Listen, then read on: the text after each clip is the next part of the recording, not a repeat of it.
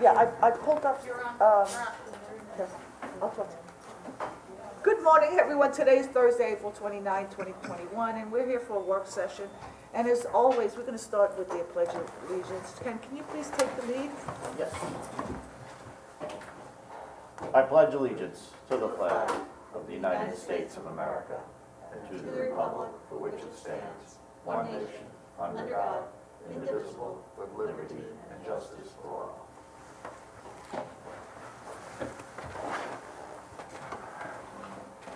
Thank you, Ken. We just have one announcement today. As of today, as per the New York State Department of Health, all mass vaccination sites will accommodate walk-in appointments for individuals over the age of 16 years and above. To learn more or to make an appointment, please visit ny.gov/vaccine or call 1-833-697-4829. As an alternative, residents may call the senior liaison, Jim Wooten, 631-727-3200, extension 653, for additional information on Thursdays from 9 to 12. And then in addition, today, CVS is issuing vaccines. You can call and they'll make an appointment usually within a day or two. Moving forward, our first discussion item today, we have Andre Baxter here to discuss matters surrounding possible Chapter 255 event, a two-day motorsport exhibition. Ken, I know you've been working on this, so I'll turn it over to you. Thank you very much. I just I wanted Andre to come and speak to us today to kind of give us a little more insight to potential, which is really another opportunity to utilize the runway for a drag strip.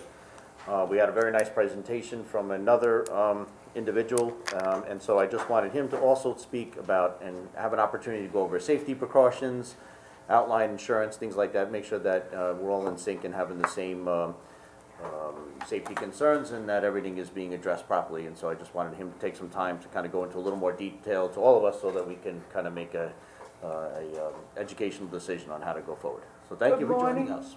Good morning, Andre. Good morning. How are you guys? Good. Good. Good morning. Good morning. First, I want to thank the town of Riverhead and the town board for giving me the opportunity to talk about my proposal. I'm the president and CEO of Scramble. Our mission at Scramble is to provide one-of-a-kind experiences and motorsport events for car enthusiasts. Between myself and my team, we have over 30 years of experience in planning and executing motorsport events and implementing safety protocols in motorsport events throughout the country and internationally. I'm here today just to seek approval for our Runway Channel, as you guys know. Scramble Runway Challenge is a two-day motorsport event that takes place over the course of the weekend. We're providing a safe and controlled environment for would-be street racers and high-performance vehicle owners to push their cars to the limit without endangering the general public. With a wide open space and runways that can extend up to 2 miles and beyond, airport runways provide the perfect setting for this type of event. It's not just about the speed or the competition, however. It's about the experience, the camaraderie, and the community. Here's a look at what you can expect. Here's a video that you guys can get a better idea of what you can expect to see at Runway Channel.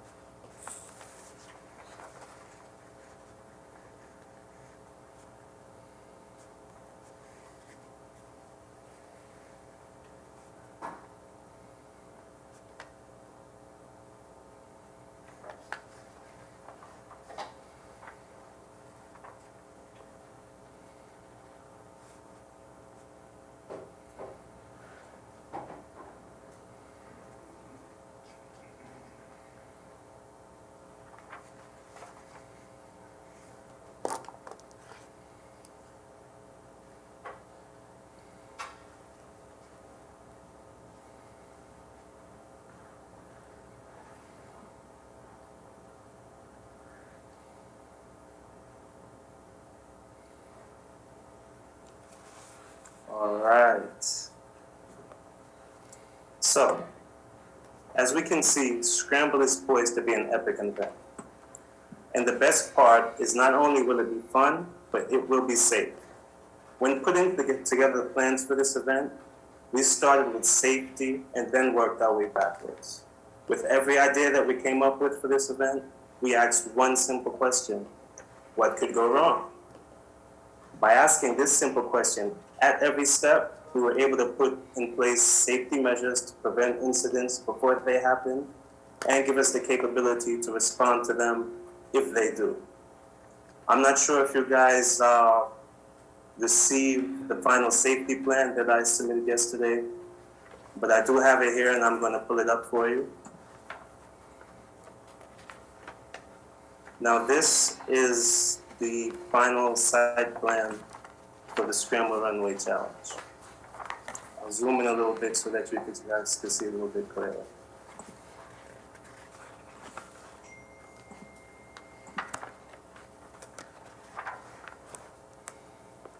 All right, we decided to go above and beyond the minimum requirements of the insurance company to further reduce the risks of anyone getting hurt. So things that we put in place for spectators are: one, we don't have any crosswalks or intersections where someone will have to cross a street to get to where the action is and to get to where their seats would be to be able to see the event. We designed this specifically to avoid any pedestrian and vehicular collision of any kind. So when you enter the site, on the plan here, this green area is the spectator and staff parking. From there, spectators and staff can walk directly across onto the main area where the vendors are, and then from there directly to the spectator area where they can view the races. At no point do they have to cross a roadway where a car is going to be driving. The next thing we have in place is concrete barriers. Now, this is a requirement of the insurance company. However, this is something that we had put in our plan before we submitted to the insurance company. And for obvious reason, you don't want the cars to be able to impact the spectators in any way. So concrete barriers are placed anywhere that spectators are going to be, so no car will be able to get into that area. The third thing we have are medical tents with first aid kits, and we will have staff there that can tend to any minor medical issues. Should someone trip and fall, we're going to have children at this event, so they'll be able to provide first aid, whether it be Band-Aids and things like that, for all of the spectators at the event who aren't involved in the motorsport activities. The next thing that we're going to provide is free water, and this is free bottled water for everyone that's at the event, whether they're drivers, spectators, or staff. This is a June event. We're not sure what the weather will be like, but it's usually hot. There's not much shade over there. Heat stroke could be an issue. We want to make sure that everyone is well hydrated, so water will be free for us. We will have vendors there that will be selling food, and if someone wants another beverage to drink that's non-alcoholic, they can get that. We won't be serving any alcohol, but all bottled water will be free. For the drivers, we've implemented several safety measures that we think are critical to the event. The number one thing is all drivers are required to wear helmets. We haven't gotten any pushback from any of the drivers who are interested in this event. The fact is, most people who are into street racing, who are into motorsports, they already own helmets. Whether or not they wear them is a different story, but for this event, they'll be required to wear them, and we haven't gotten any pushback on that. The minimum age for this event will be 18 years and older. In terms of the actual motorsport, we'll be using the entire runway for a couple of reasons. One, the wider width provides more space for drivers to make any corrections should they lose control of their car. They won't automatically slam into the wall. They'll have a much wider space for them to fix any problems along the runway. And we don't expect to have any problems because we're not dealing with high-powered dragsters. We're talking about street cars. These are cars that you could probably drive to work every day. some faster than others. But with having such a wide runway, it reduces the risk of two cars colliding into each other, and then it also reduces the risk of a car colliding into the sidewall or something like that, because they just have more space. Also, we're using the entirety of the runway to give extra space for shutdown.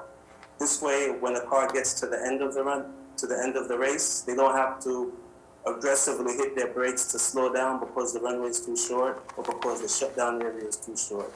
They can apply modest braking to slowly come to a stop, and that also reduces the risk of them losing control of the car. The fourth thing that we're implementing is the mandatory driver's meet. So at the beginning of each day, Saturday and Sunday, any participant has to be present for a mandatory driver's meeting where we go over safety procedures, things that drivers should do should they lose control of their car, as well as the general operating procedures of the motorsport event as for racing, as how they should be wearing their helmets. The fifth thing that we have is every car is required to have a fire extinguisher, and it must be mounted in the car and visible in plain sight. The next thing we have is what we call a soft speed limit. So what that means is cars that are planning to exceed a certain speed will be required to have a roll cage. Drivers of those cars will be required to wear fireproof suits. In addition to that, they must have 6 seat belts that have a 4-point harness. Generally, automobile cars that you see in the public, they have a 3-point harness, which is 1 at the shoulder, 2 at the waist.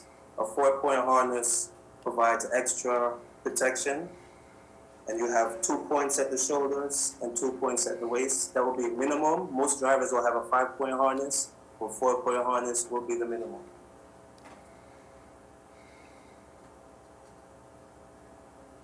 On the 7,000-foot runway where we're going to have the half-mile rolling race, for that particular track, we're restricting the driver's age to 21 or older. Also for that track, the same safety measures apply. If you're exceeding a certain speed, you will have to be required to have a roll cage. There will be no spectators at the half-mile track, and that's for one reason. The way we looked at it, we didn't want people to have to walk from one runway to the other, and it kind of presented a safety issue. So we decided to not have spectators on the half-mile track. Instead, what we're going to do is have a video live feed, and we're going to send up sort of a jumbotron on the opposite runway so that spectators can watch the action from that track at the main area.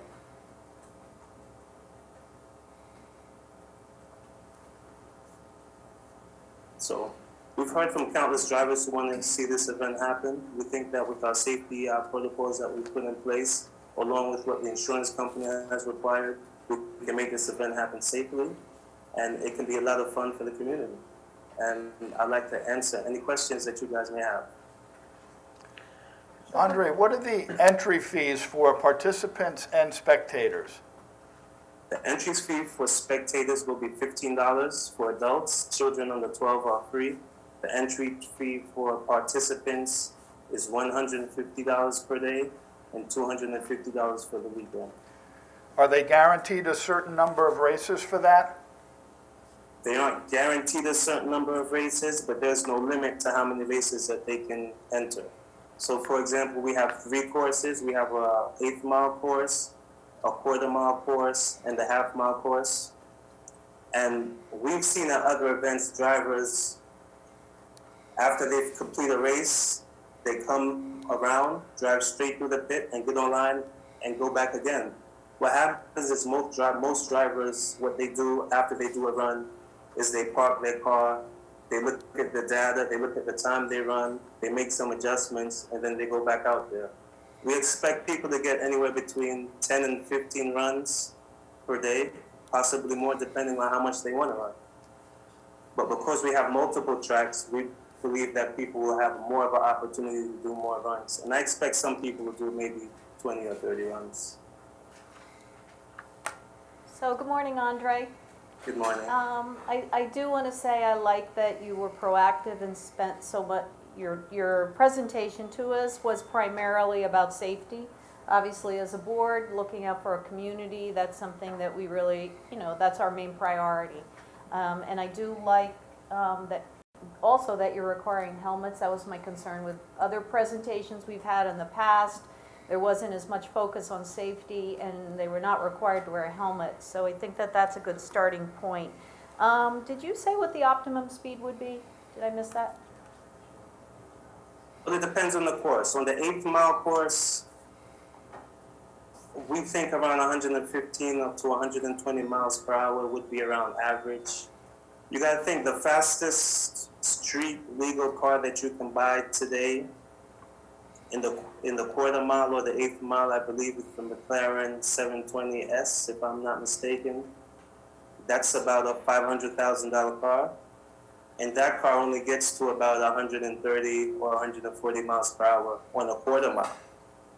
On the 8th mile, I think it only gets to about 120 miles per hour. So we're not expecting cars to get to those speeds. While it's very possible, we don't think too many people are going to be able to achieve those speeds. Okay, so you said 115 to 140 was the first number you said? Yes. Now, I do want to ask Bob and Diane, for 255s, do we sometimes require that there be an ambulance or a fire vehicle there? Yeah. The answer is yes. We would ask for, certainly from the fire marshal's review, and I don't know if you want me to come up there. Would you? I would appreciate it, Yeah, Bob. those are standards inclusions, so could- Bob, can you definitely come up, because I do have some questions also. When you have a 255, especially when you have a certain amount of people, you need to have all the services. And, And that's what I wanted to go over Good. with you, Bob. So if you could review that, just so the public knows. Well, I mean, typically, and I'm going to say typically a little bit loosely because we haven't done anything like this at EPCAL. So this is the first year where we're entertaining any sort of speed contests, I think, to my recollection. I think Legally. in the past, correct. Legal. Very good That's point. right. Very good point, because I happened to be out there the other day, and I did notice that there were some nice, long Red mark. posi traction burnouts where both tires were definitely pulling pretty hard. Certainly, this would, require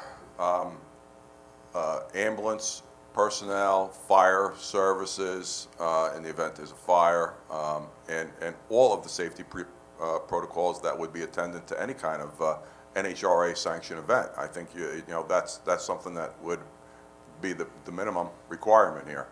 That that there'd be the barricades of concrete barriers, to prevent any car inadvertently entering into a place where spectators may be. I heard the presentation. I have a question whether we have any kind of prior instances where events like this have been run by Mr. Baxter, and if there's any kind of people we can speak to who have been worked with him to attest to how he runs the events. He's testified, I think, or not testified, stated that he has over 30 years of experience with this. So it would be, I think, important from our perspective to see who he's dealt with in the past, what are the venues he's been on, and how those events have been run. right, and also, we need to ensure that the fire marshal takes a look. It's very common for them when you have. His application, I think, has been in since March. Is that correct, Yes. Mr. Baxter? Okay. Since, Um, yes, February. Yeah, so I think the fire marshal has had a chance to look at Okay, it, yeah, to my that's knowledge. critical. Those are Yeah. usually the normal components, and I'm Yeah. glad that that's doing. But I think we should also reach out to the insurance company. So- Just to, Oh, I'm sorry. yeah, just to get a sense of what's going on. Because I noticed on the application it said the insurance is missing, and I know usually they wait till it gets closer to do it. Well, there's a very, very direct question we can ask, and maybe Mr. Baxter can answer this. The limits of coverage, do you, Mr. Baxter, do you know what those limits would be, what the coverage would be? And Yes, what I you are- do. I followed the guidelines that were given in the application process, and I did get a quote from an insurance company, and the insurance is approved. If you give me a second, I can pull that up to give you exact amounts. So while you're pulling that up, I just had one other question about traffic, because I feel like, well, racing's very popular in Riverhead, and, you know, when you're charging, it's $15 to get in, it could be a really big crowd, so I'm thinking about, you know, whether there's a plan for a turning lane or, and we have the Calverton Cemetery across the street, so any thoughts on that, or? Yes, well, in our plan, the entrance way into the event will be via Jan's Way. So spectators and participants would come up Berman Boulevard, either from the north or from the south, and then they would turn on to Jan's Way, and then from there they would access the site. So your design is to utilize the 10,000-foot runway as your principal entrance? Yes, Okay.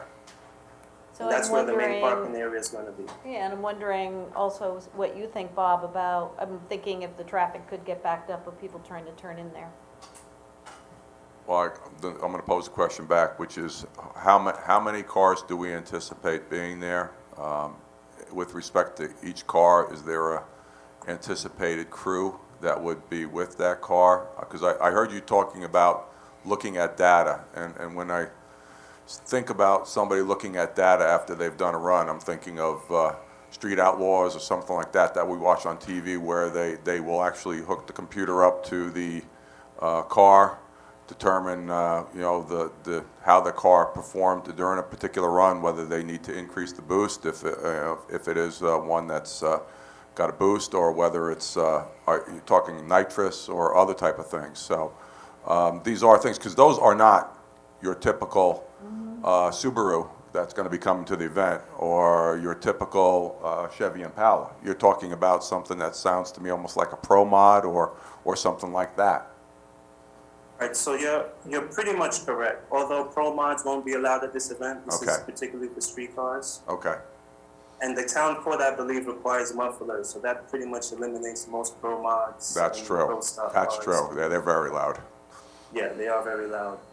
But yes, to answer your question directly, we're expecting anywhere from 100 to 200 participants Okay. that will be parked there.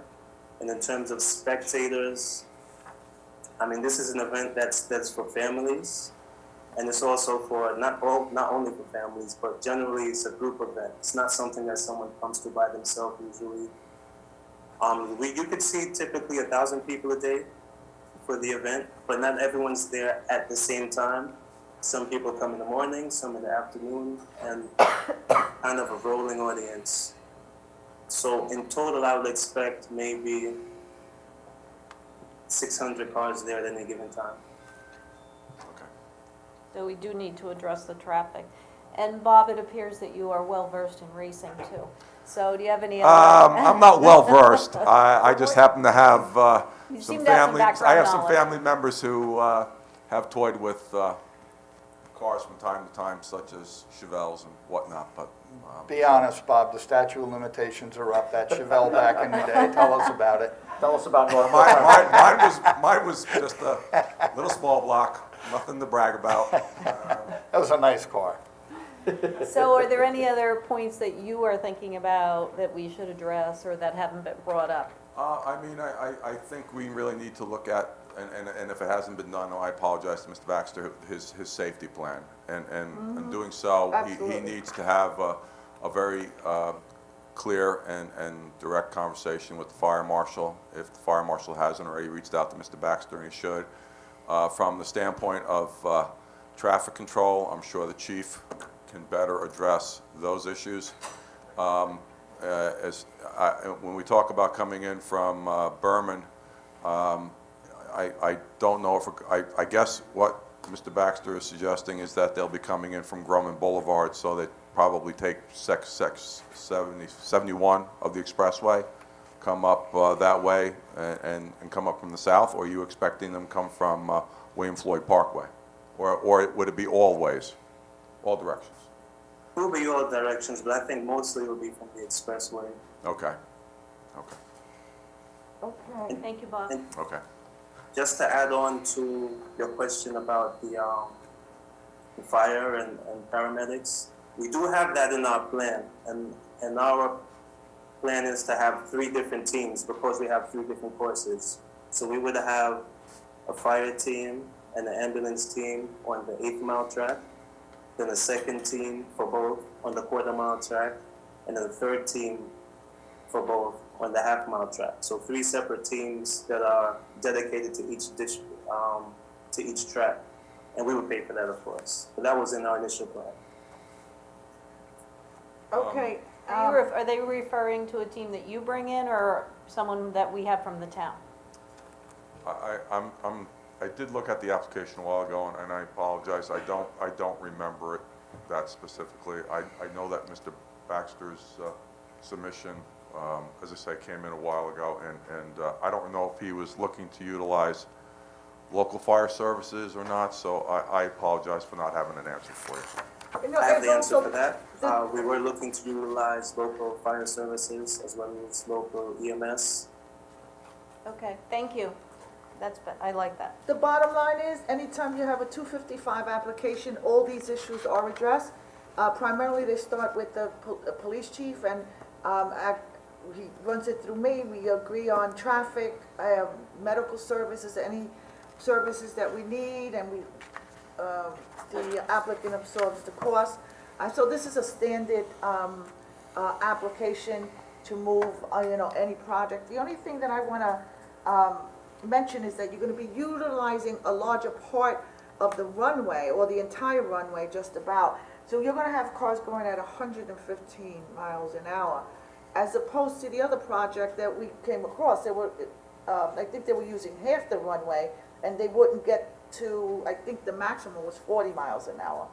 And that's why you would have to use helmets. Anybody who travels in a car. I don't think it was No, 40, it wasn't that wouldn't be a 40. race. What was it? It was all-out streetcars, yeah, it Well, wasn't how, gonna be how 40. long was the length? Whatever they get That up to would in be a me quarter-mile puts in the race, I'm assuming they'll get up to 100 miles an hour or so in a They would quarter still be mile. at about 115 on the street. They would also Right. still be Yeah. about That was 115? also- It's interesting, we have to, compare, because the safety issue there is a little bit of concern. Now, there's another chapter 255, I understand, in the works, right? The one we just spoke about. Is that gonna conflict with the dates? Do we know that? Bob might be able to answer that. I know I had a conversation with him about that. Bob, with the other event similar to this, was there a conflict in dates? This is only 2 days, June 16th to the 20th. If the dates stay as proposed in Mr. Baxter's application, there is not a conflict. Perfect. Even with the rain date, it's not a conflict? I don't think so. Okay. Okay. I don't think so.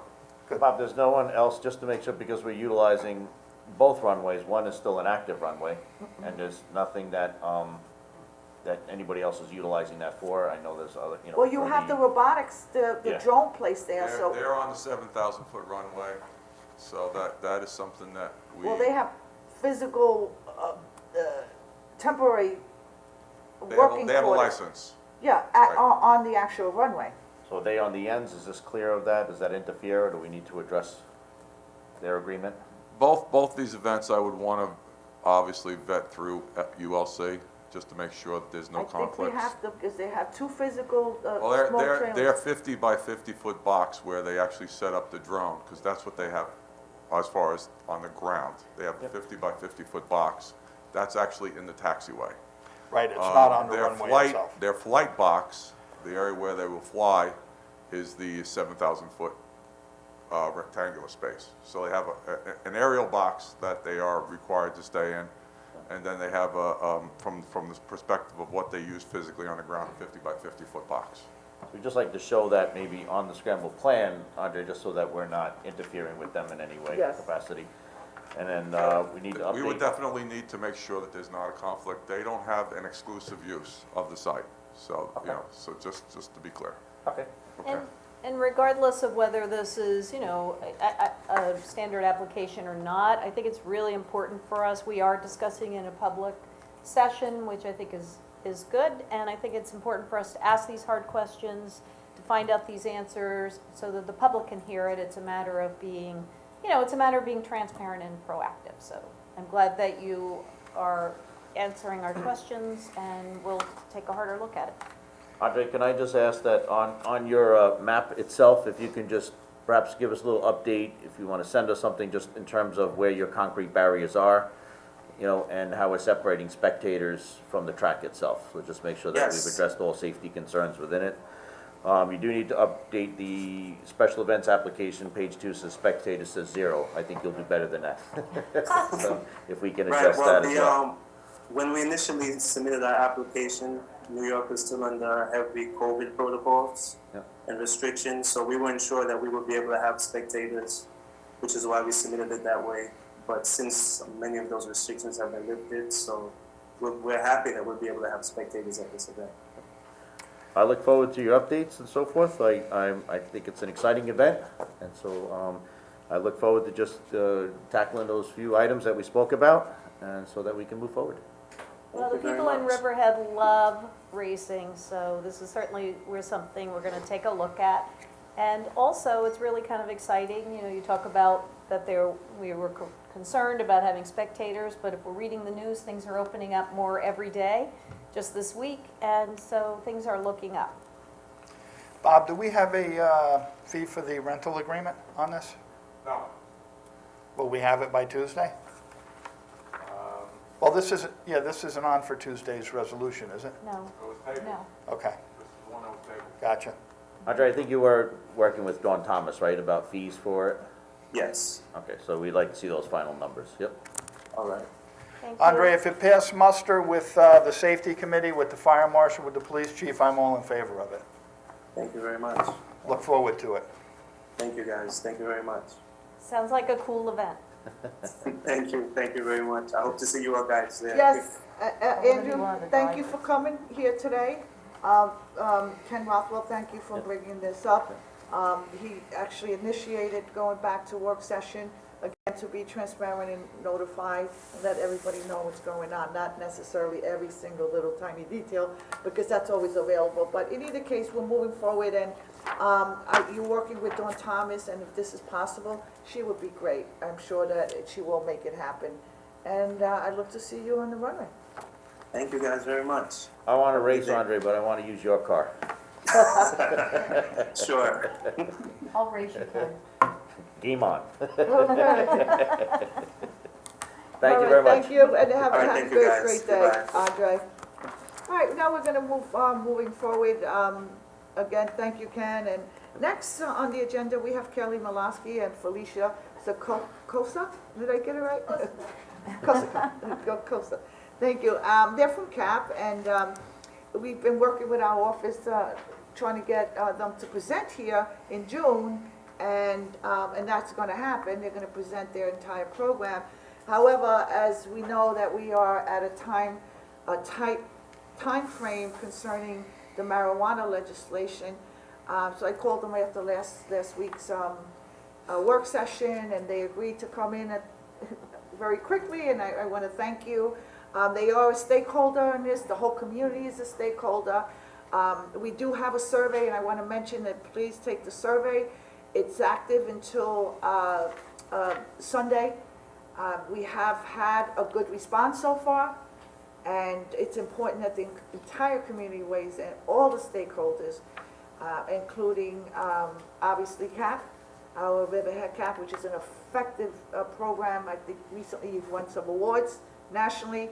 You can maybe speak about that, and they're here to present their views on the new legislation. And I just want to remind the public that once the legislation went into effect, March 31st, smoking marijuana in the open or wherever you can smoke cigarettes, it's okay. It's legal. We can't do anything about it. The two issues that this town is addressing are what we call the retail sale, where it can be sold, and the second issue that we're addressing is where it's going to be dispensed. That's the retail, the dispensary. It's use locations, such as lounges and cafes. So those are the two issues that we need to deal on a local level. However, the rest of the legislation went into effect, and we have no control over that. And again, we need to make a decision hopefully by next week. the route that we're going. And again, Kelly and Felicia, welcome, and you can come up. You know what, we can, whatever you are You comfortable can with. come, hold on a second, I'm running the meeting, directing the meeting, thank you, I appreciate it, Catherine. So for social distancing, because we're still practicing until the governor's orders is listing, and if you want to come up one at a time at the mic, would be great. Okay, thank you. So while you're coming up, I just want to welcome you both. It's great to see you here. I did ask at the last work session if we could get stakeholders, and I brought you guys up. And the reason I mentioned your Thank you. organization is because I know that you guys were looking to the future. You already saw this coming, and we're having these discussions and having meetings. And it was a couple of years ago that I was at I think it was a consensus building activity that we did at CAP. We were talking about this very topic, and at that point, we were getting a sense even of the people in the room. And that was a great activity. So I'm happy that you guys are here, because this is such an important issue for us. Okay, thank you. And I'm going to talk a little bit about consensus building today as well. Okay, great. So marijuana legalization is a complex issue, and we agree that opting in or out of retail and consumption sites should be based on what the community members and the stakeholders want. And we also feel that instead of coming from a place of fear as far as what if we opt in, what if we opt out, what if we don't get the tax money if we opt out, we need to approach this from a place of opportunity, which is how can we build community consensus to ensure the safety of our youth, make Riverhead a family and youth-friendly community, carve out youth and family-friendly areas, and continue to improve the aesthetics of downtown. So as Councilwoman Kent said, as a coalition in 2019, actually, we worked for many months to examine data from the community regarding marijuana through surveys, youth surveys, interviews, youth focus groups, and environmental scans with the help of the New York National Guard Counter-Drug Task Force. And we were able to successfully build consensus among our members at that meeting, but in the months leading up to that. And we recently revisited that consensus at a coalition meeting when New York passed adult use cannabis in March. So as you said, we have won many national awards, and that is for environmental strategies, reducing the use of youth alcohol and prescription drugs. And the way we were able to do that was through environmental strategies, which are effective strategies that change the conditions in the community that contribute to youth substance use. So providing information and media and skills and say no to drugs is nice, but it's a small piece of the overall strategy that changes conditions. So one example of how we did that with marijuana use was through our environmental scans and our data collection and speaking with youth focus groups, we learned that there was a lot of daytime marijuana sales and use going on behind Big Lots on 58 because there was woods that led from the high school to the back Can I of Big just Lots. interrupt you quickly? Can you describe to the public what an environmental scan is? It's actually a Sure, and very interesting concept, and they might not know. And Kelly can speak more to this when she comes up. But an environmental scan is basically when we have, the National Guard does them, we have our youth coalition members participate in them, adult volunteers.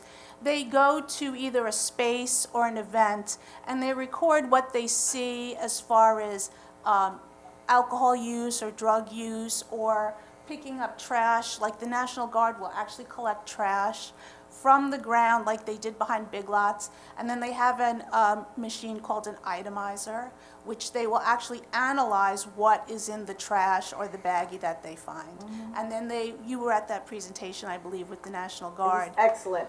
And they will tell us what drugs, if any, were in the garbage or the trash or the baggie that they found. And youth coalition members are really good at environmental scans. They'll go to events like different fairs and festivals, and we have a sheet where they'll record what they see, if they see people drinking illegally or youth drinking, or people who don't have wristbands on and things like that. Thank you. Sure. So as I was saying, so our environmental scans and our data collection and, youth and even school administration and the law enforcement were aware of what was going on behind Big Lots during the day. So working with the school district, they installed a more permanent boundary between the school grounds, the woods, and the area behind Big Lots.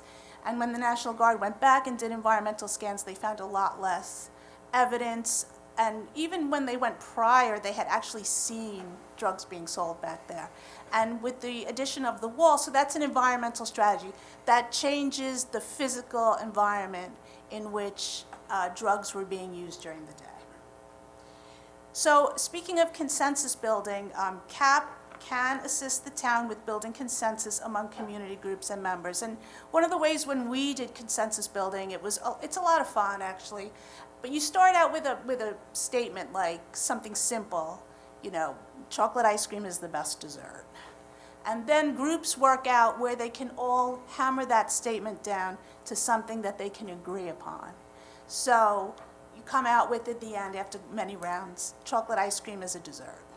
Everyone can agree upon that. So you may start out with a statement, marijuana use should be 100% illegal. And then everybody hammers out that statement until they get to the point where we can all agree that marijuana use should be illegal for youth under 21. So this is consensus building. It's a process, but it is actually very effective in bringing the community together on things we can agree on.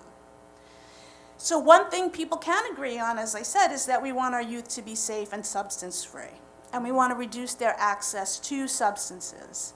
So in 2018, our youth survey told us that in the past 30 days when we did our survey, over 30% of 12th graders had used marijuana in the past 30 days, which is a very high number, higher than the national average. And just for reference, in Colorado, after recreational marijuana became legal, their 12 to 17-year-old use rate for the past 30 days went up to 43%. So we really need to be mindful of how can we prevent youth access. So again, this is an opportunity to examine how we view all substances that are illegal for youth and interfere with their well-being and brain development.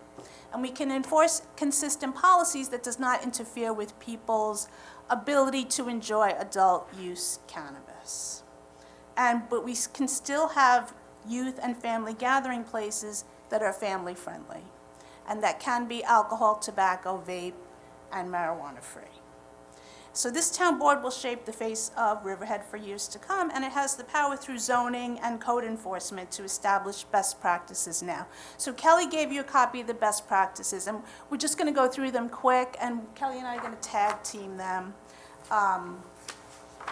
So again, the goal is to prevent youth access to marijuana use, and consensus can be found among community stakeholders to establish clear guidelines that allow for adult consumption of marijuana while promoting a safe community. And again, CAP can provide you with examples from other communities of different ordinances and regulations. So the first thing on the best practices is location. Where do you want it? If you decide to opt in, where do you want it? Do you want it in an industrial area? Do you want it on Main Street? What's it going to look like? What are the aesthetics going to look like on Main Street? How many do you want? You want to think about outlet density. How many, what is the limit? I mean, just because you opt in, let's say, does not mean that it has to be a free-for-all and the gates have to open up and there has to be one on every corner. So you have the ability to determine locations with consideration given to proximity to various youth and family places like daycare facilities, schools, houses of worship, playgrounds, parks. And you may want to consider establishing clear family-friendly zones, and we already have those at the parks and beaches, but that prohibit alcohol, tobacco, and vape. But I would consider, putting a little more enforcement on that and including marijuana in there. And you want to establish regulations townwide by determining, again, as I said, the number of retail and on-site consumption locations. You get to decide that. And you need to think about marijuana, vape, and paraphernalia outlets townwide as well. Okay, Kelly's going to talk a little bit about marketing and advertising. Thank you, Felicia. Good morning. So another thing that we have to consider if we're going to have marijuana in our community is marketing, advertising, and signage. So I believe that the town already has existing storefront signage and advertising regulations for the front of storefronts. Yes, we do. So another thing to consider is expanding that to enforce that, and also to consider restricting advertising and signage policies to limit alcohol, tobacco, vape, and marijuana signage in storefronts. We know from environmental scans that our youth coalition has done in vape stores that are in our community that when there is substance use advertising in the storefronts, it's normalizing that behavior and it's making it seem like it's a normal behavior that youth can participate in. Prohibiting signage and advertising that targets youth, such as flavors, candies. We know that flavors and candies such as Sour Patch Kids, watermelon flavors usually target youth. So this is a common strategy that these industries use because they know that if they hook younger people, they're more likely to have lifelong customers. So we really need to be mindful that we're not advertising flavors, candy, if edibles come to our community, okay? Restrict advertising that focuses on giveaways, samples, coupons for alcohol, tobacco, and marijuana.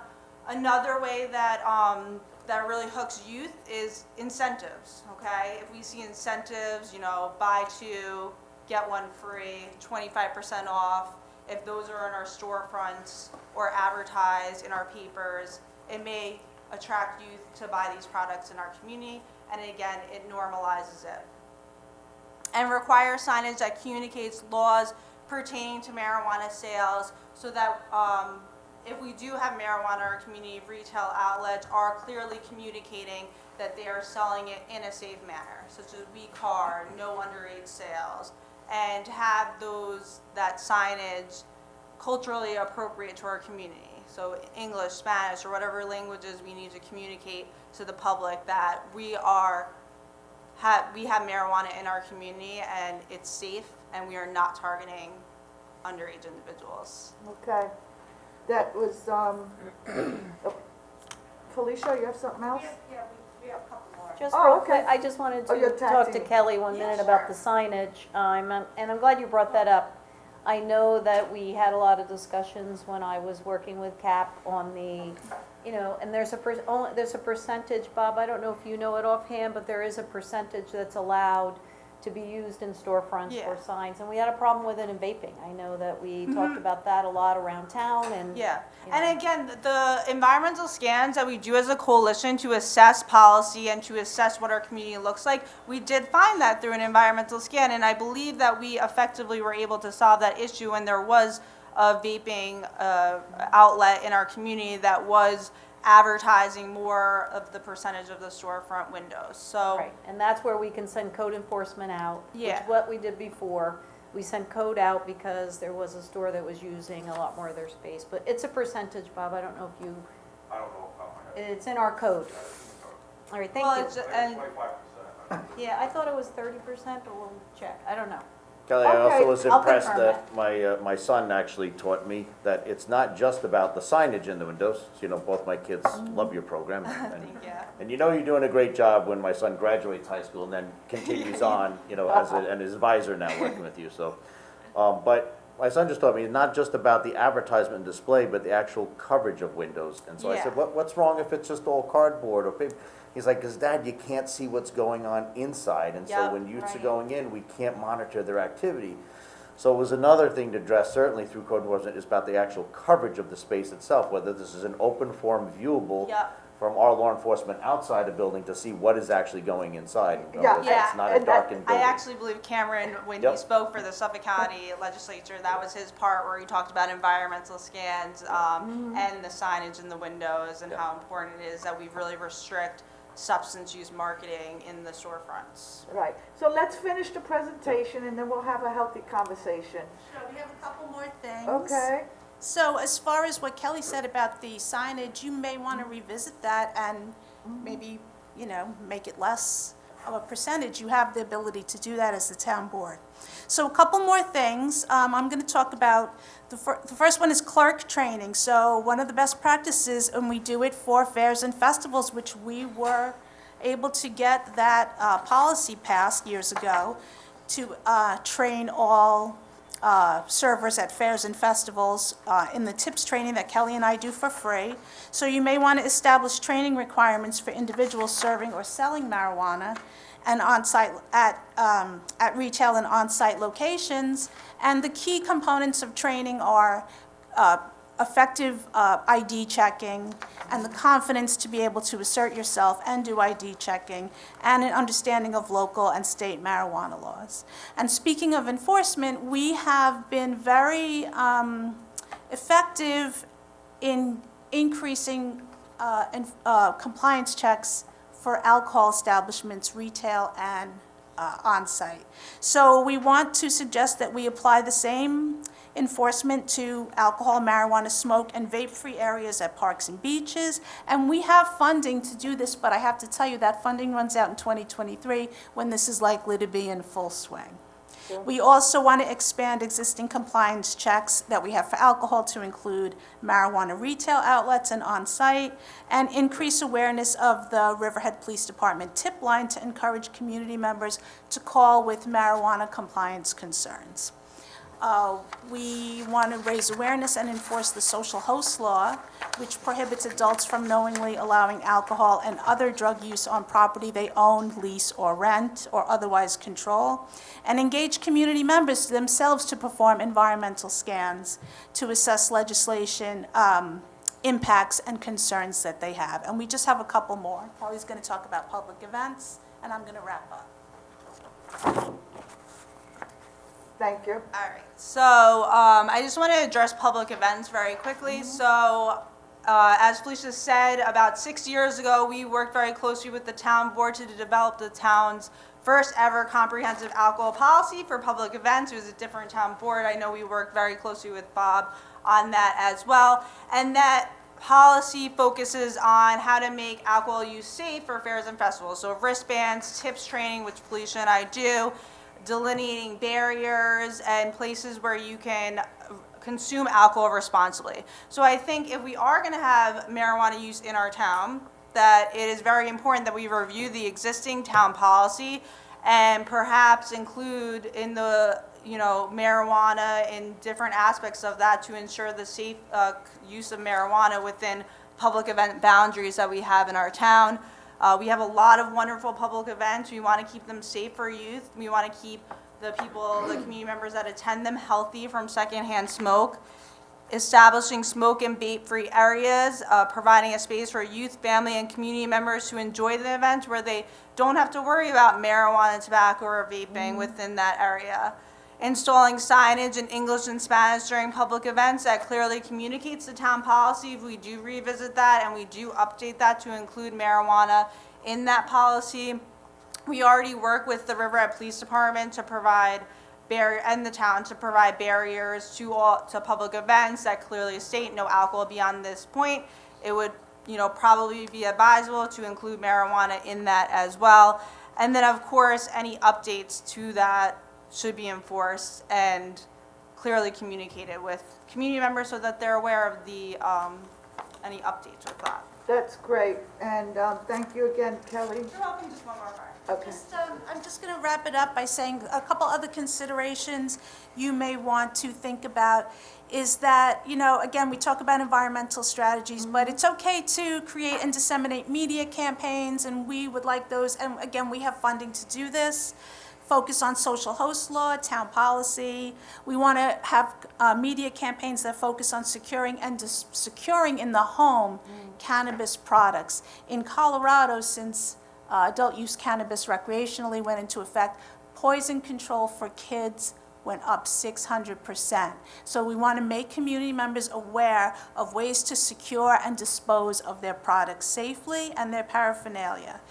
They should have poison control protocols.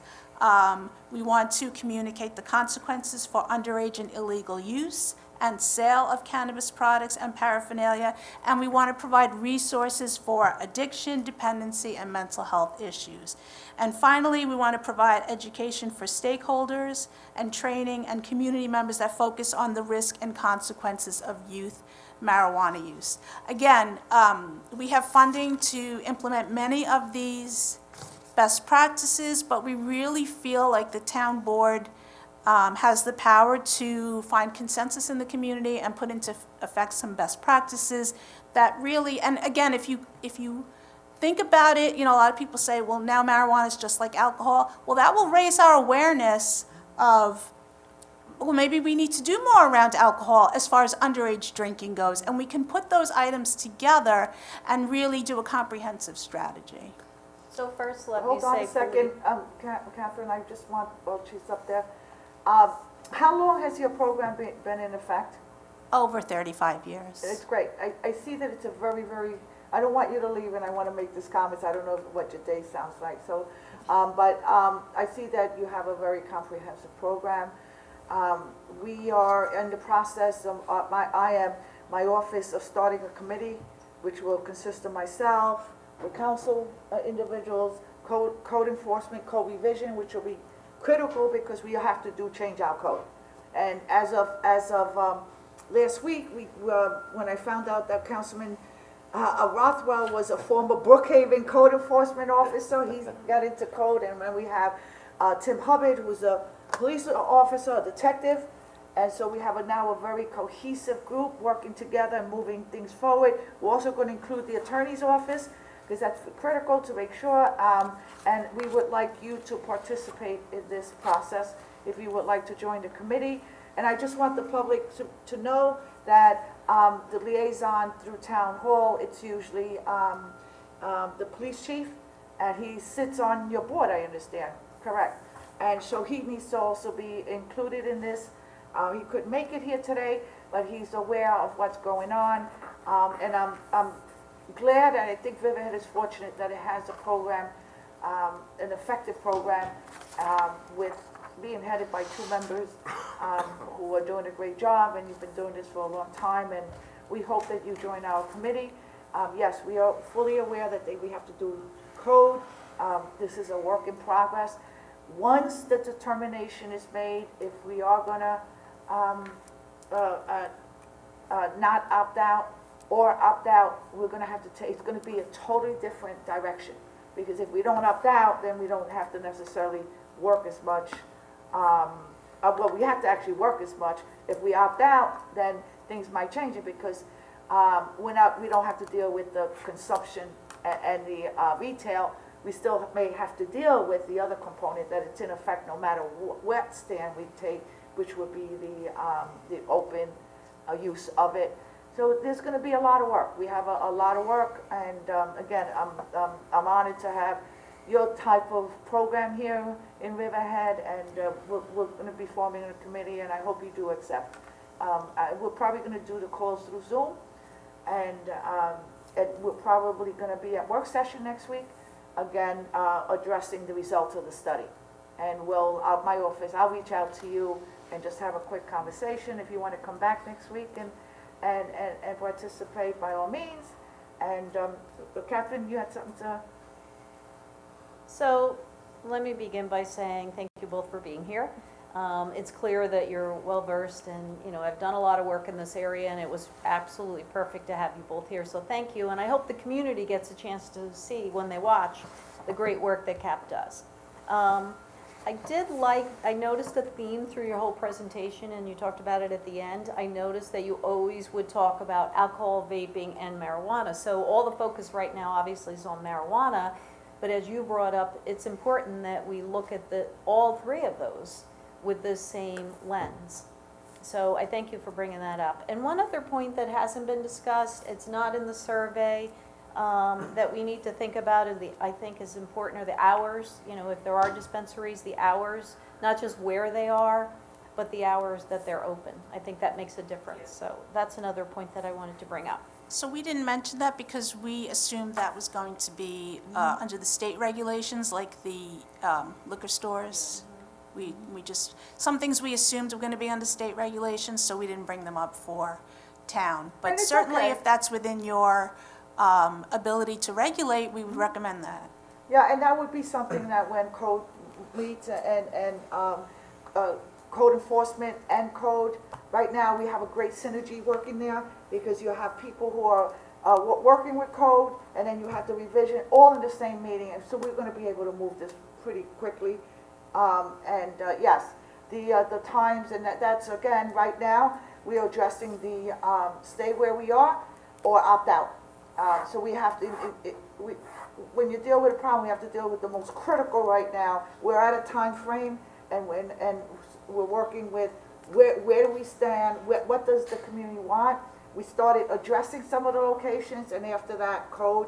And there is a possibility that, and we're gonna have to leave that to code revision, that they're gonna probably say, let's keep within the alcohol, sale of alcohol, liquor store location. But that's something that has to be worked out, and that'll be worked out with the community also. And of course, if you're part of the committee, you'll have an input on it. So, thank you so much. Anybody else have, I just want to say, I'm going to take off my town board hat and go on with my parent hat.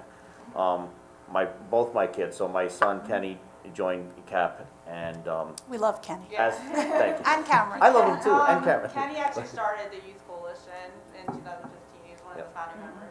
Yep, They are, they're so both great kids. I'm so proud of what they do. I'd like to think I'm a young parent, and I'd like to say, oh, I'm hip and I know what's happening, but because of CAP, I have always had an incredible open line of communication with both my sons. And Kenny started and then his younger brother Cameron was watching what he was doing and watching the events and wanted to volunteer. And as soon as Cameron was eligible, he jumped right in. And like I said before, when Kenny graduated high school, he wanted to stay with the program and just do it. You guys have a profound effect on the children, and so I just need to thank you. In terms of being a parent, the communication that I get, my kids talk about everything and anything that goes on, and it's a lot, it's built up and it starts here. I always enjoy going to the Riverhead Fire Department every year and gathering at your events and honoring people, and, you know, sitting with the Air Force Guard and just talking to them, and then talking to the police, and you get so many different perspectives of what's going on within our community. You're doing a phenomenal job, and so I thank you as a parent. Thank you very much, both of Well, you. thank you, and And- Yep.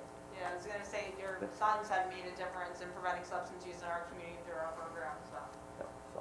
And thank you for the opportunity. And again, whether the town decides to opt in or opt out, you still have the opportunity to be proactive on so many of these issues.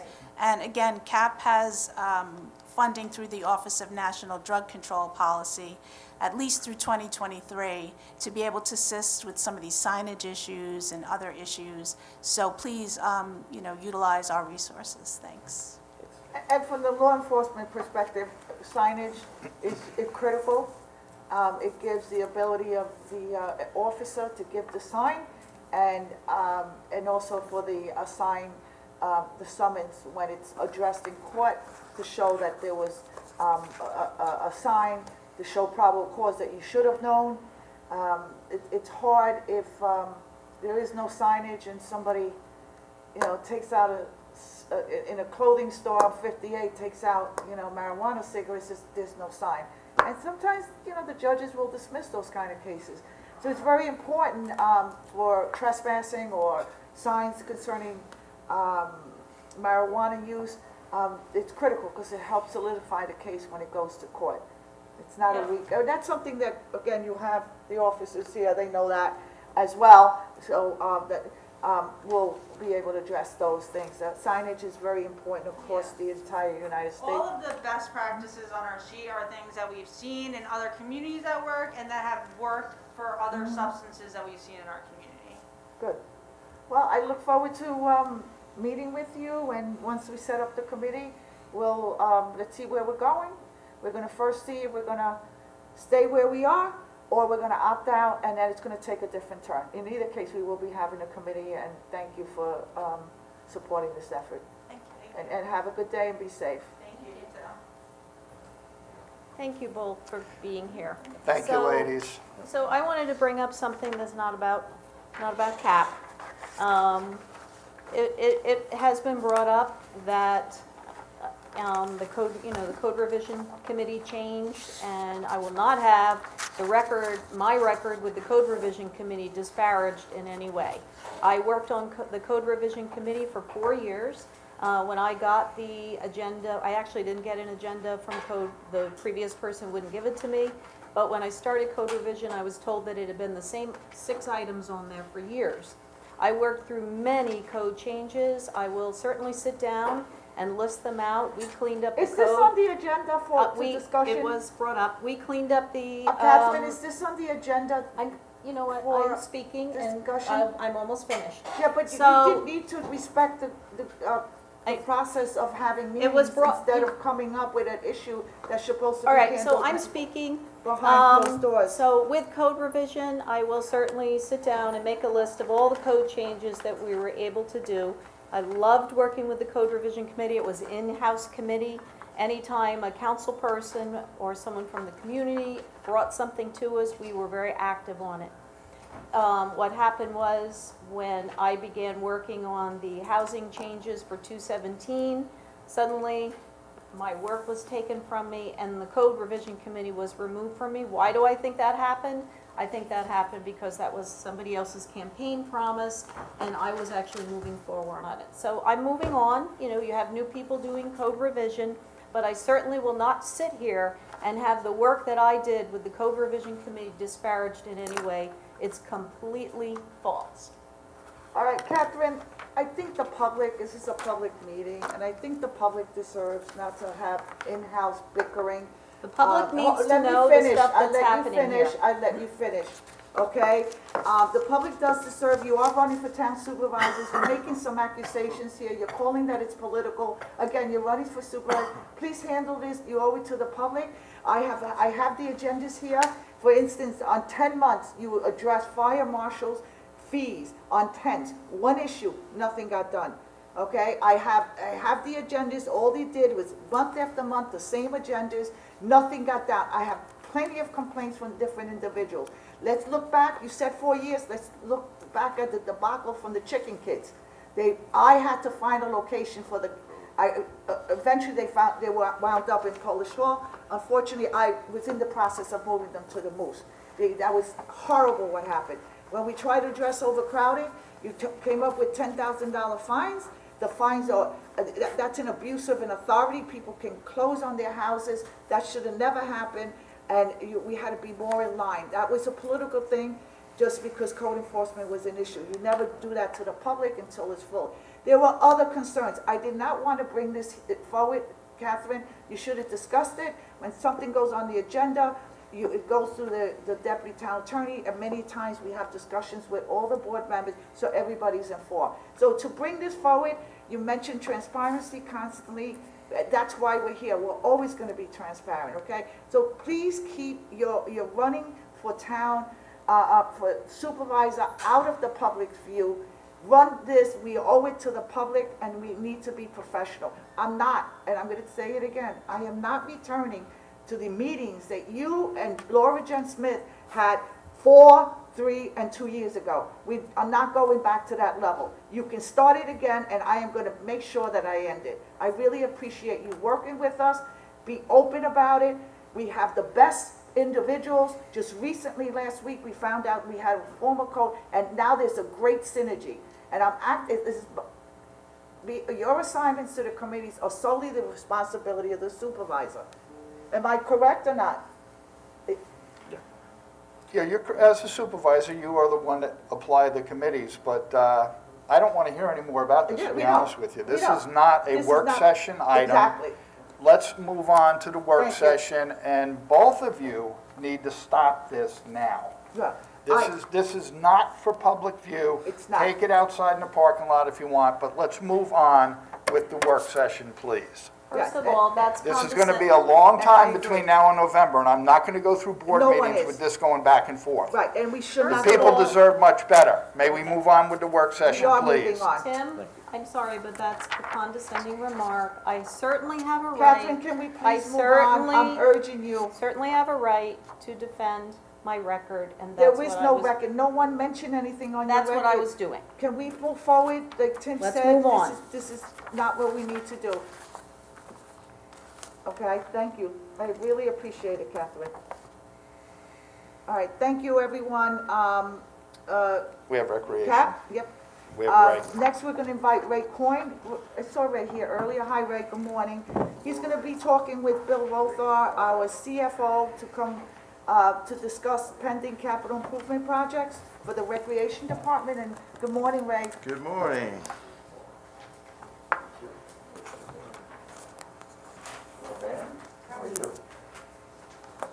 Ray, did we get this earlier so we could put it up on, I gave it to Devin earlier so it's today. I on. was not in yesterday again with, how's everything going? Come on, I need a Good, magnifying good, glass.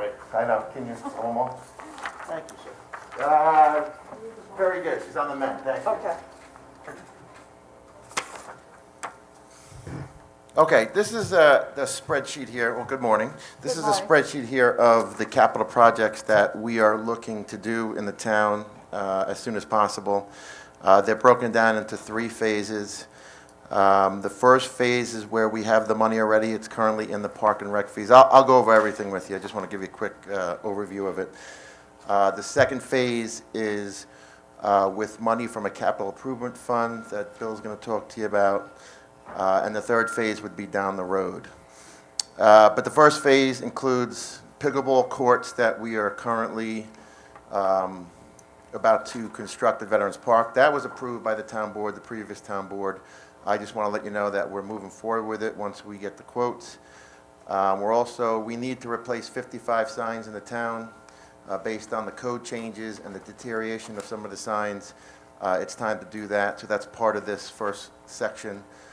The Bayberry Tennis Court was redone in asphalt. We're just going to go over it. The tennis players do not like asphalt. We're going to go over it with the acrylic surface that they do like playing on.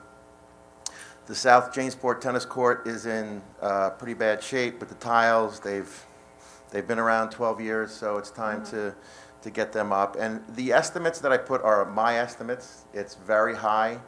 Land Tech was supposed to provide me with the quotes by this meeting. Unfortunately, something happened in their system, and they couldn't get it to me today. They're going to get it to me hopefully within a couple days. So these numbers could be dramatically different. But we put them on the high end. You see 50,000 on the tennis court. It's because we don't know what's underneath the tiles. Right. So we're going to estimate it on the high end. Hopefully, Ken Testa did go look down there, and he says the court looks like it's in pretty good shape. So that 50 could turn into 17 easily. And then the basketball court at South Jamesport, it's in poor shape. We want to put that new acrylic surfacing on it. Those are the first projects we'd like to do. Land Tech has the... Ray, is that the surfacing that was put on Horton Avenue a Yes. few years back? Yes. That's held up very well. Yeah, it's a great service. They love playing on it. We're going to do the same thing for the tennis players. And it's pickleball. It's tennis and pickleball. It's not just tennis anymore. The pickleball players down at Jamesport has often complained about the consistency of the tiles that we have down there, that the ball would stay They can flat or bounce. move a different way. Yeah. So when they found out we were looking to do this project, they were very, very excited. I received a lot of positive emails.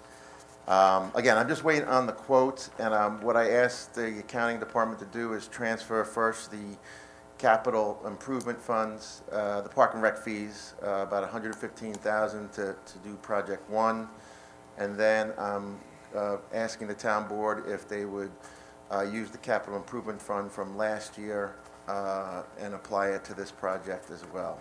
I don't know if Bill if you wanted to give you more information on that. Right, Good. before he goes on, can I have a question, ask a question? How many basketball courts do we have here? Can you? We have a small one at Two Bears. We have Stotsky, South Jamesport, Unity Park. which Okay, is when you small get a one. chance, because I know that, and you've probably seen it, there's been such a huge demand for it, and people wanting Yeah, to play. yeah. And as you know, COVID, as we move away from COVID, and it looks by the end of summer, just about almost everything is going to move forward. The restaurants are now, service time got extended.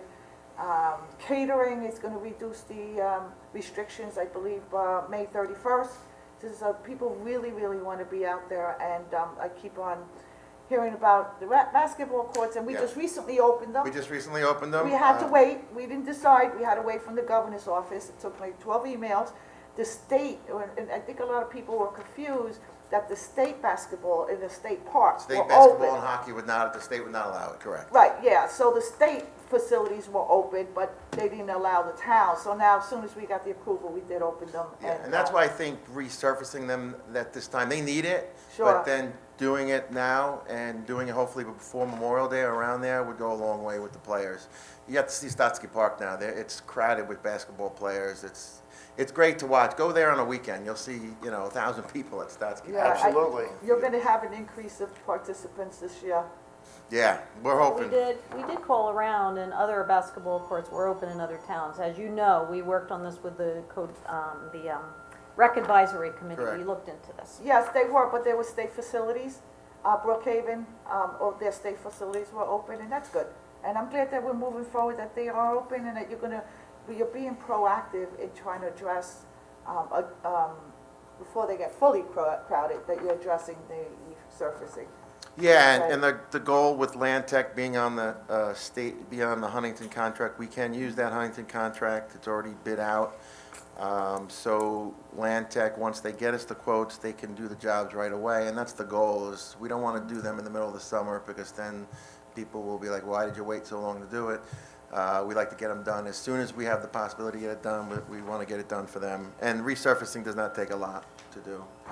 So, and then the phase 3, which is down the road, that includes, we have to replace the playground at Iron Pier. Unfortunately, every 7 to 9 years, that playground, due to the northeastern winds and the salt, just deteriorates to a point where we have to take it down soon.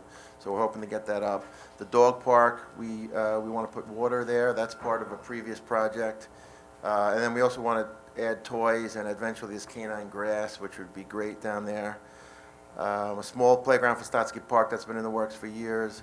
A nice playground at Veterans Park. That's something, that Veterans Park is actually starting to really increase in popularity with the trail.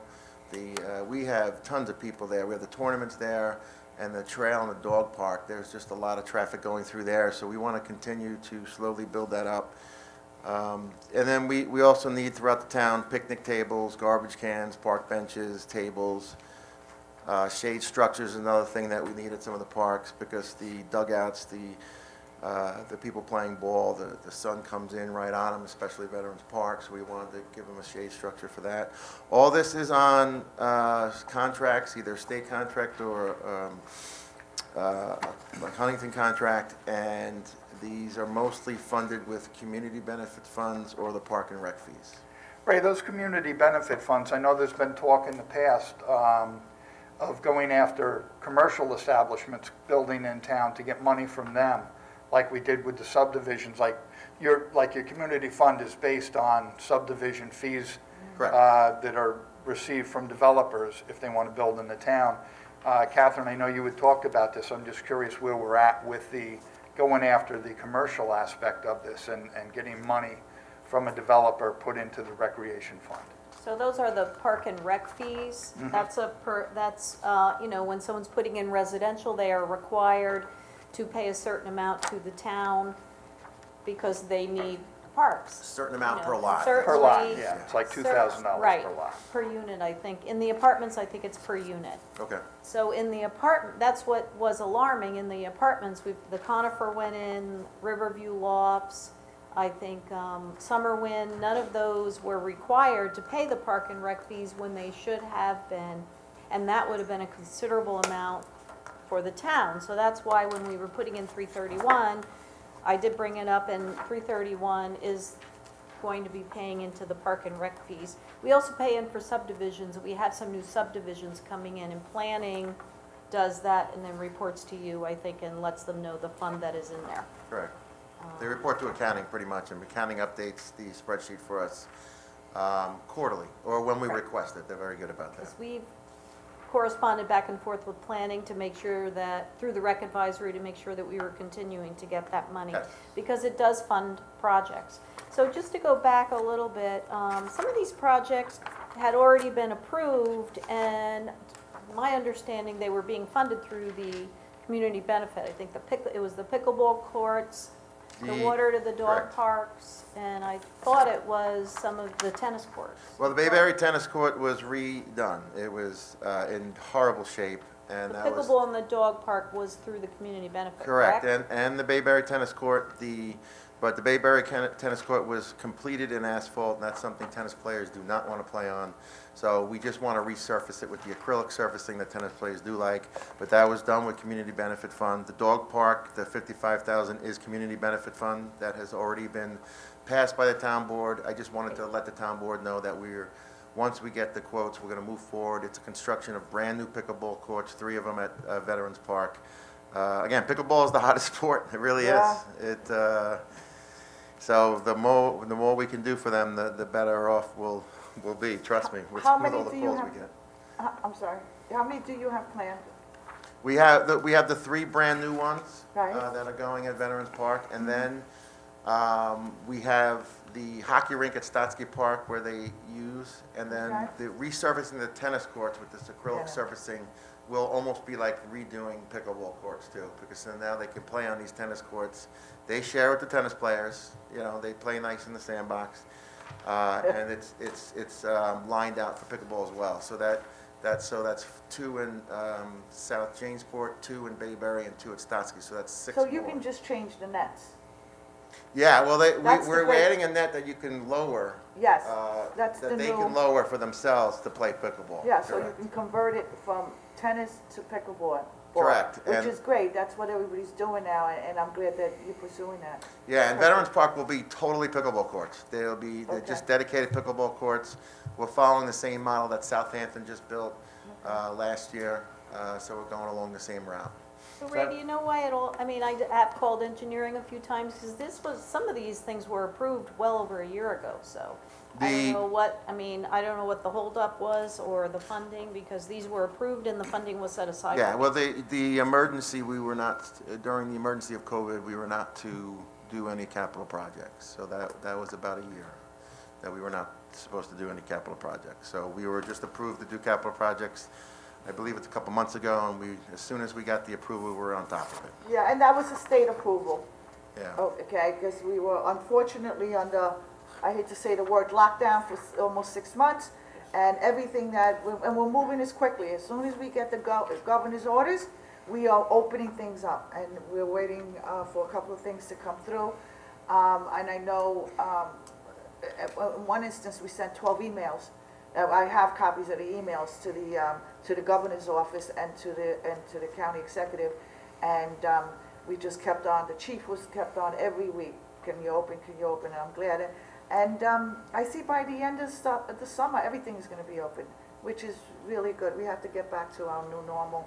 And I'm glad that you waited, and now you brought this to us in a timely fashion, and the money's there, and we'll have Bill come up and discuss the finance part of it. Thank you, Ray. Can I Thank you. just ask Ray, I'm sorry, just, incredible job with Veterans Park, and I just wanted to know, with pickleboards coming, things like that, like this weekend, we've got baseball, runners, hikers, bikers. Yeah. How do we address the parking situation? Like on Saturday, you could not get in Veterans Park, it's full. And so We're- as we grow with the pickleball courts and other things, how do we grow the parking area and so forth? Yeah, that's a good question. We have a build-out of what the entire park was supposed to look like. We had a landscape developer put that together. We've altered a few things, but there are other sections where we're supposed to put parking lots. The ball fields are supposed to have their own dedicated parking lot, and that's behind the ball field. So that would be the next one to go in. The middle, where you see now, was really supposed to be for the Dog trail, park and the which trail. went in, and then the synthetic turf fields, and then the dog park, stuff like that. So we have areas where the parking lot should go. So as soon as the funding comes, we're ready to go, and we'll put them in as well. So as we build, we'll put the money towards the parking lot too. It's all part of the whole process. So, Yeah, yeah. Like, Takes everybody's time. excited to see it keep growing, so we. Oh, yeah, I love Veterans We're done, Park. but, That was well overdue. yes. Ray, just a Definitely. quick shout out to your staff and to the buildings and ground staff. Incredible job on our parks. Our fields, we've always said, if you were on travel teams and you played on other fields across the county, our fields were some of the best. So thank you to the workers to keep those fields in great shape. Thank you, I appreciate that. I love when the All-Trans Alternative Transportation Committee, we have our meetings at EPCAL. We actually ride the trail for them and things like that, so it's fun. Bill, I know you're gonna explain it, but I thought that there were community benefits set aside for several of these projects, correct? The ones that are on the list, I'm not sure if any was set aside for these projects. I can research that, let you know. Well, if there's I'd like anything to that's- talk to Anne Marie about it. Is she Pickleball in? courts. It was pickleball courts and. And the dog park, what are the dog parks? What are the dog park and the Bayberry tennis court. Right, so is that community benefit still available for the funding of these projects? Because that was originally how it was set up. Some of the projects, including and Drew could tell you more, it was a little bit more than what was anticipated, so we only have 57,000 left in that community benefit fund, and that'll go towards the pickleball courts, and that should leave us about 7,000, so we have to dip in a little bit to finish the dog park as well. Right, I just want to make sure that you're saying some projects ran over. Were those projects for recreation? Because the money was in a category that was set aside for recreation. I'd have to ask Drew on that. I'm pretty sure the money that he spent was for the. You have to come to Bayberry. the mic, Larry's waving. Yeah, my voice does project, or maybe not enough. We'd have to just ask Drew on that. I'm almost positive it was the money that went to Bayberry tennis courts. There was a lot of work need to be done at the Bayberry tennis courts, more than it was anticipated. The whole thing had to be redone. And so I believe that cost in upwards of 50,000 to 60,000, but I'll double check with him. That'd be great. I just So- want to make sure that the money that was set aside from that fund for recreation did actually go to recreation. Oh, yeah, it did.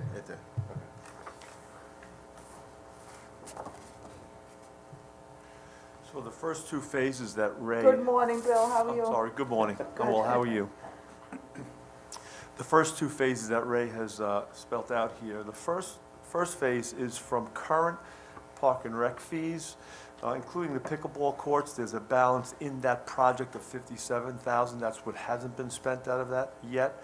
And then a balance in the park and rec fees account of $109,000. So those are two funding sources to do the first part of the project. The second part is a capital improvement balance that we have. A couple of work sessions ago, or board meetings ago, we moved money from last year's capital improvement line that we did not spend because we were on pause, and we moved it from 2020 into 2021. That is not specific to parks, that is just for capital improvements in the town. So the board can decide if we're using it all for parks, or if there's another project somewhere else that needs to be done, whether it's on a building or something like that, that we need to keep some of that money aside. I would imagine Drew would be the one to tell you that there's something that needs to be done, that he may need that. If there's nothing pressing, then that would be fully available for these projects that Ray has listed out. The projects as he's listed, as he said, they're estimates, and it's really up to the board to say which ones are top priority that need to be done first, and wait to see, I guess, how much they come in under or over what he's estimating. So when you look at the total for the first two with Ray's estimates will be about $5,000 short based on Ray's estimates to do these projects. Obviously, as we go forward, if the board gives them the 124 recreation capital projects, then something would have to come in under what he's budgeting, or something would have to be eliminated from what he's looking to do in order to stay within the budget, the total budget for all his projects. The third phase is really from solar. I don't know where we stand with that. That may be something that we need to talk to the town attorney's office, and where we're getting those fees. That would be a separate discussion, I would guess. Okay. Any questions? Anybody have questions on it? No, thank you, Bill. Thank you, Bill. Catherine? I You already done? asked my questions. Okay, great. Good. All right, thank you, everyone. This concludes our discussion items for today. And next, Devin, can you please come up and read the resolutions for us? Thank you. Slowly. Slowly, he said. A couple are very long Are they? for me to play, Oh, the catch first up one on the is- computer with anyway.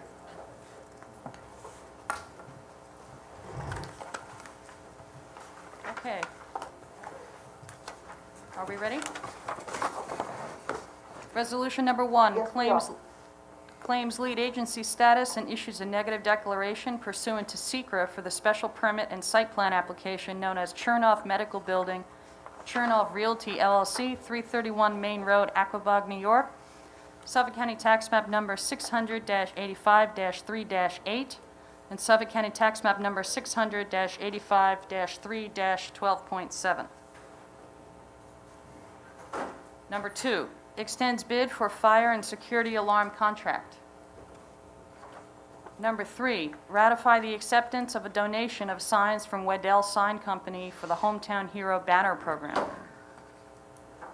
Number 4, ratify the acceptance of a donation from Home Depot for the Hometown Hero Banner Program. Number 5, grant special permit for Crown Castle at Fresh Pond Avenue, Wireless Communications Tower, Fresh Pond Avenue, Calverton, New York, Suffolk County Tax Map Number 600-77-2-2. Now, Bob, this special permit is for, they're going to continue their work on the existing tower, correct? They're not looking to go across the street now? They've worked something out? No, no. They This- haven't? This is, we are looking to address the application that we had the public hearing on. By statute, we have 62 days from the close of the public hearing to make a decision.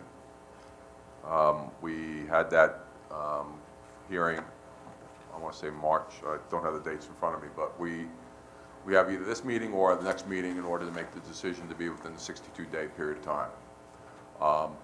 And, you know, we are, as I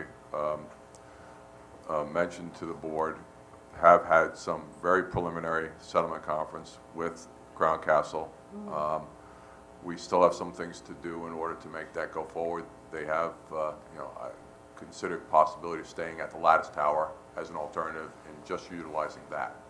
But this special permit must be acted upon in order for us to not be in default of that 62-day time period to respond. The resolution incorporates the recommendations from the Zoning Board of Appeals, which is the subject of the litigation. Okay.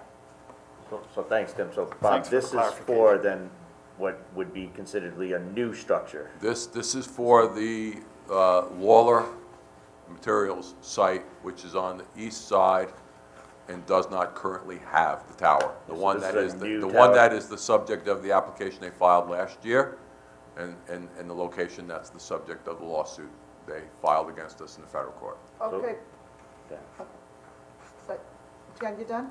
Yeah, no, so this would be to construct a new tower, which could still have two other existing remaining, is that correct?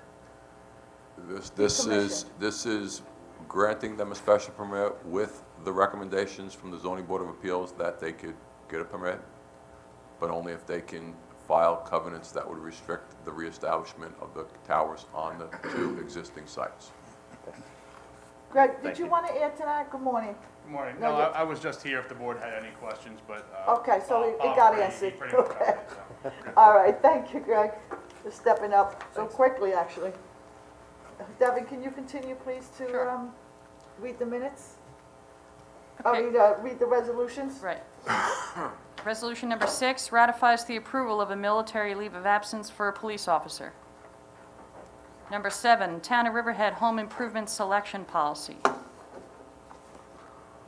Number 8, settles claim from Project Resources Group, Inc. as agent of Altice. Number 9, sets the hours for town beaches. Hold on. Number 10, accepts the resignation of a maintenance mechanic 2. Number 11, ratifies the appointment of a part-time account clerk. Number 12, authorizes execution of water service agreement with Camp Equities LLC for property located at 782 Reeves Avenue, Riverhead, New York. Number 13, Park Signage Capital Project number 72102. Number 14, Home Improvement Program Project number 44101 closure. Number 15, HUD Home Grant Funded Project number 71801 closure. Number 16, appoints a call-in recreation aide to the Recreation Department. Number 17, appoints new seasonal beach personnel to the Recreation Department. Number 18, parking lot improvements, capital project number 52104, budget adoption. Number 19, ratifies authorization for the supervisor to execute an agreement with G&G Technologies, Inc. regarding cablecast services. Number 20, economic development budget adjustment. Number 21, authorizes the supervisor to execute an agreement with Bronzino Engineering, P.C. Number 22, authorizes publication of a help wanted advertisement regarding attendance at Suffolk County Police Academy. This is something, and we've had this conversation before about getting a better selection of the demographics of our own town into police work. So I hope people pay attention to this. If they have any interest at all in becoming a part-time police officer, it's a great stepping stone to see what police work is like. And it's also a good opportunity for the town to evaluate somebody as a part-time police officer for consideration for full-time work should they take the test and score high enough. So I hope a lot of people pay attention to this, and the community thinks hard and long about applying for this. It's a great career, and I highly recommend it, and I would love to see more people of color and different backgrounds come on and get onto the police department. Okay. Number 23, publish and post rehabilitation of plant number 10 steel ground storage tank for Riverhead Water District.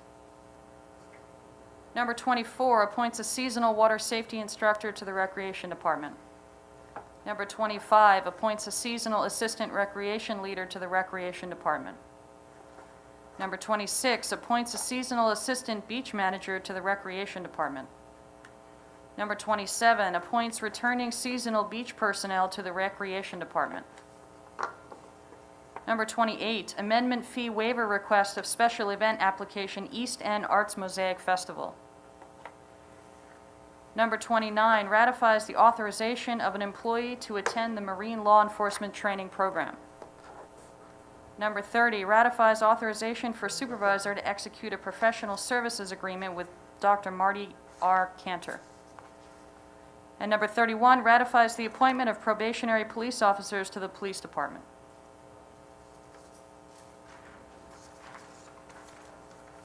Supervisor, that's it. That's great. Anyone else? Thank you, Devin. Okay, great. So thank you, everyone. Please be safe. If you need, if you have any questions or you need to set up appointments concerning vaccinations, please call our office, and we'll see you on Tuesday. In a moment, I'm going to ask to go into executive session to discuss the following: personnel, matters surrounding the change of status of 2 employees, and matters surrounding the hiring of employees. Can I have a motion to enter into executive session, please? So moved. Second? All in favor? Aye? All opposed? So moved. Thank you, everyone. Glad to see Denise that you